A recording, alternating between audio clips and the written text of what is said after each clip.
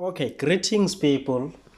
We are about to finish the patterns of inheritance. We are now looking at epistasis.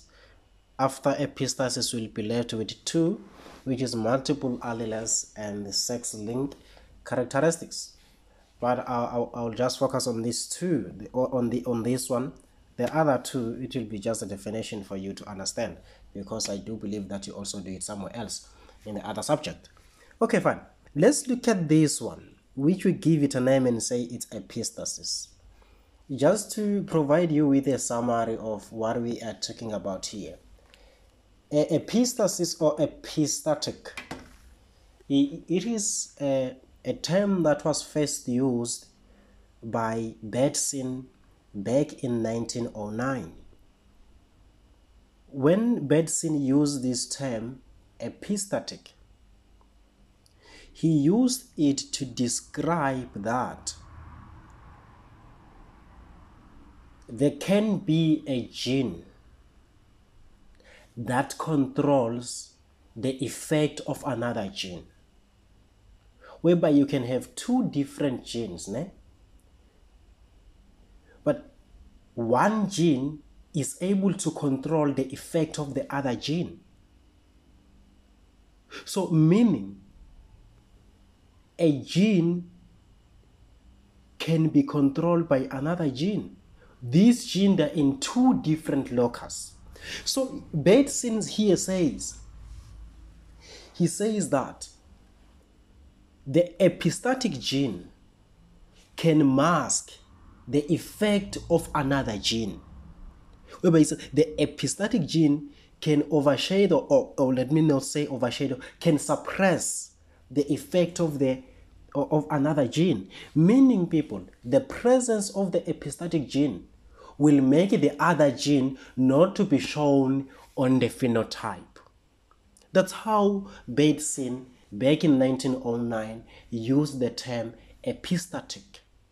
We then have now a pattern of inheritance that we call epistasis. Let's then understand it based on our standard, based on our grade. What do we mean by epistasis? We say epistasis is a mechanism of inheritance in which the expression of one gene is controlled by another gene.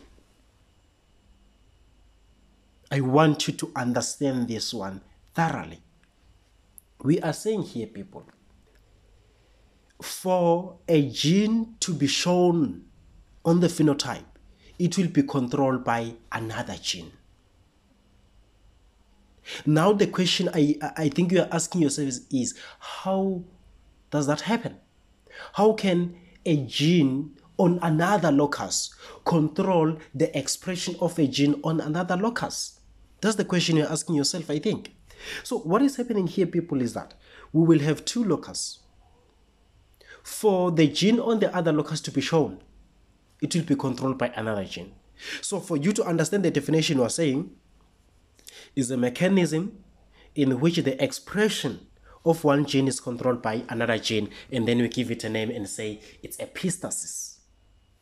Let's now take it here. We have an example here. We are looking at chicken feather color. For us to understand epistasis, we must first understand these two genes, these two alleles. Remember, we said a gene controls the expression of another gene. What we say here, we're using the example of the color of the color of chicken feathers. So what we're saying here, people, is that this is controlled by two genes. One, we have the gene color, because we're saying we're looking at the color, so we'll have the gene color with alleles, and here I've given you the alleles. Let me try to use this one. Here I've given you the alleles. You have capital letter red, which represents red, capital letter R, which represent red. So meaning in this case, red is dominant. And then we have small letter r, which represent white. So it means white here is recessive. So that is the first. That is the first gene that we have, shown in two different alleles. Then we have the other one, epistatic, the one that was used by Betson. Epistatic gene. What does the epistatic gene? The epistatic gene, that controls the expression of the gene color. So this epistatic gene will control the expression of the gene color. So it is the one that will determine whether the chicken will be red or the chicken will be white. You will understand how does it do that. So they are saying the epistatic gene have two alleles. One is capital letter I. Once there is capital letter I, it means there is no color. Then it is small letter I. Once there is small letter I, it means there is color. Then the capital letter I, we say it is the epistatic gene. How do these two, or how does the epistatic gene control it? When we say no color, in a simpler way, masiti, the capital letter I will mean that there is no color. That means the dominant, it's one of the way of helping you to understand it. Once there is a dominant gene from the epistatic, once there is a presence of the capital letter I, it means the animal will not be red, or will not take the color of the dominant chicken. But how can we understand this one in a simpler way? If you look here, they are saying, people, I want you to understand this statement thoroughly. If a chicken has a dominant epistatic gene, I like this one.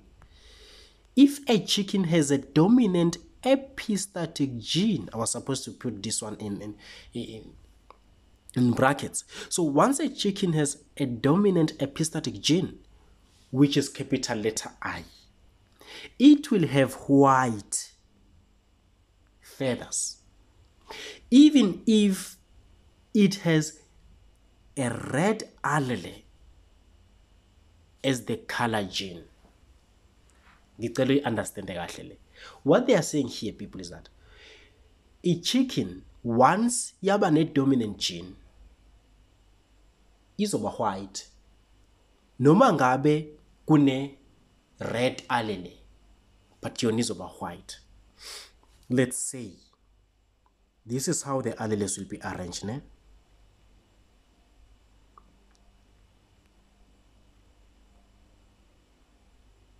This is how the alleles will be arranged. So azotake mekanje azotaka 1 2 3 4. 2 for the color, 2 for the epistatic allele. You see this allele mawuyibheka, ne? Ngokubheka le kufanele ibe njani color. If we look at this capital letter R, it's supposed to be red. Yayithola? But then now we are saying, once there is a presence of capital letter I, which is the dominant epistatic gene, here is the presence of the capital letter R. The chicken will no longer be red, but it will be white, because the presence of the epistatic gene will mask or will overshadow the effect of red. Igcine seyiba njani? Seyiba white. So once kwaba ne capital letter I, ngeke isaba red, even if kuno capital letter R la, ngeke isaba red, kodwa izoba njani? Izoba white. Let's go back to the statement we have here. They are saying if a chicken has a dominant epistatic gene, which is capital letter I, it will have white feathers, even if it has a red allele as the color gene. Now they are saying a chicken will only have red feathers if it has two recessive epistatic genes and at least one capital letter R allele, which is red allele. So they are saying for a chicken ukuthi ibe red, it must have at least one R plus two recessive genes. Angifuna ibambe kahle. So ngamanye amazwi, once kulabo I abawu-2 kwaba no capital letter I, kusho ukuthi leyo chicken leyo ayisekho red, kodwa izoba njani? Izoba mhlophe. Njengoba siyibona lena yikho red, kodwa injani? It is white. Let me take you to this slide. Let's get more understanding of what we are saying. Let's get more understanding. Remember people, we are saying once now, this is my I,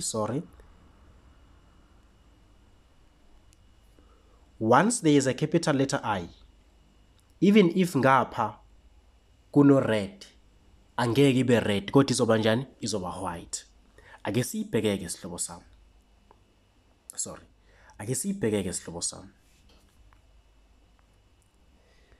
Technology, don't disappoint me. Technology, don't disappoint me. Technology, don't. Oh, hey. Okay, fine. Sorry for that. Let's try to recall. Let's try to recall the key. The key says R, capital letter R is for red, ne? Small letter R is for white. Capital letter I is for no color. If we say no color, once there is a presence of the capital letter I, which is an epistatic gene, the dominant one, it will mask the effect of what? Of red, ne? So ngeke ibe red, kodwa izoba njani? Izoba white, ne? Then bese siba no color, which is I. So mangabe kunabo small letter I about 2, then izoba red, provided there is a capital letter R kulabo about 2. What is happening here? Let's look at it. Let's look at this one. Lekufanele benjani sihlobo sami le. If siyibheka ngicela ukuyidweba kahle so. If siyibheka ino R angithi. If inalo R lo ngokwethu understand masibheka nje before sifike ku epistatic, we understand that it's supposed to be red, ne? But then now we are talking about epistasis, whereby we say the effect of one gene, the expression of one gene will be controlled by another gene. Then sinasite, once there is a capital letter, the capital letter will mask the effect of what? Of red in this example. So here we have capital letter I and a small letter I. So what I want you to check, focus on this one and this one. Yes, we see that it's supposed to be red, but there is a presence of what? Of capital letter I. Once there is a presence of capital letter I, it means it's supposed to, once there is a presence of capital letter I, once there is a presence of capital letter I, it means it's supposed to be white. So if you look here, we have capital letter I. So this one will be what? It will be white. So let's check what do we have here. So let's check what do we have. Let's check the color of this one. Or this one we say it will be white. Let's look at this one. Let's look at this one. You have capital letter R, small letter r. Then you have small letter I, small letter I. C10 is lobosam. Once there is capital letter I, kusho ukuthi izoba njani? Izoba red. Once kwaba no small letter about 2. Sorry, once there is capital letter I, pardon me here, sorry. Once there is capital letter I, it means it will be white. But once there are 2 small letters, then that's when iba red. But lokho kuzokwenzeka if and only if kulabo R abawu-2 ngale ukhona vele u-red, which is dominant. So what will be the color of this one? You say this one it's supposed to be red. Then you come to these two. Do we have a capital letter I here? No, we don't. So it means vele it will be red. Let's look at this one. Let's look at this one. La, you have, what do we have here? No capital letter R, no capital letter I. Ngokuyibheka labo RR, fanele ibe njani yona? Ibe red. But look at the two I's. Kulabo I about 2. Do you see that we have dominant I ne, which is the epistatic gene? Once the epistatic gene ilawa esibili alandelayo, lawa awu-2 representa ukhala, lawa amanye awu-2 labo I ba representa in epistatic gene. So once kwaba nale capital letter le, kusho ukuthi seyinjani yona, ngeke isaba red kodwa izoba njani, izoba white. So the capital letter mask the effect of red. So if it marks the effect of red, isala injani i-check-in iba white.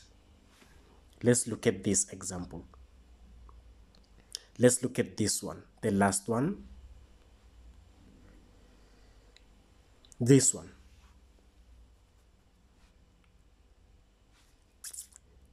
Ino R, sorry. Ino R, Ino R. These R represent what? White. Then Ino I, Ino I. What will be the color of this one? Do we have an epistatic gene? No, we don't. So lana sinobani, sino R. So it means vele lena izoba njani, izoba white. So when what do you have to take note here? Look at labo I about 2. Kulabo I about 2, once kwaba nalo capital letter I, kusho ukuthi ngeke isaphatha le dominant color, mara izothatha in le recessive color. So let's check how we're supposed. So here we have said here this one, ino R, no capital letter I, so it means izoba njani, izoba white. Le iti I benjani le, ino capital letter R, no small letter I. So sina site, a chicken will only be red if and only if it has 2 recessive epistatic gene, which is small letter I and small letter I, and an R, at least one R. So it means this one will be red. Then we come here. This one, there is an epistatic gene. Do you see the epistatic gene? This capital letter, so it means it will be white. That is the simplest part of it. It's simple to understand this one. Then what do we have here? So we say, now we are looking at it here. It's red feathers. Izoba red if and only if, we are born a manje, izoba red if and only if ina labo small letters laba about 2. Once kwaba ne dominant gene kulabo I, izoba njani, izoba white. Once there is a dominant gene kulabo I, it becomes white. Then basic by lena ke vele there is no need to worry about it, because kulabo are about 2 laba vele there is a recessive one, and we remember that we said the recessive represent what? Represent white. So how do you understand epistasis? We are saying the expression of one gene can be controlled by another gene. And now we are saying mo begala sinama allele for color and allele for what? For epistasis, epistatic gene. Kulama epistasis, once kwaba ne dominant, let dominant, it masks or it suppresses the expression of the other one. So the dominant one, here it's I. It will do what? It will mask the expression of what? Of red. Ebesi banjani, iba white. That is the simplest part of understanding this one. So from now, people, we are done with epistasis. Then we'll be left with of multiple alleles and sex length characteristics. On that one, I will just give you a definition. Then we'll be done. And then I will from Monday, of from the beginning of this coming week, not exactly Monday, from the beginning of this coming week, we will start variation. So we'll look at variation. When we look at variation, we combine it with mutation. From then, we will spend some time there, then move along and talk about selection, traditional methods of selection. Thank you, thank you, thank you.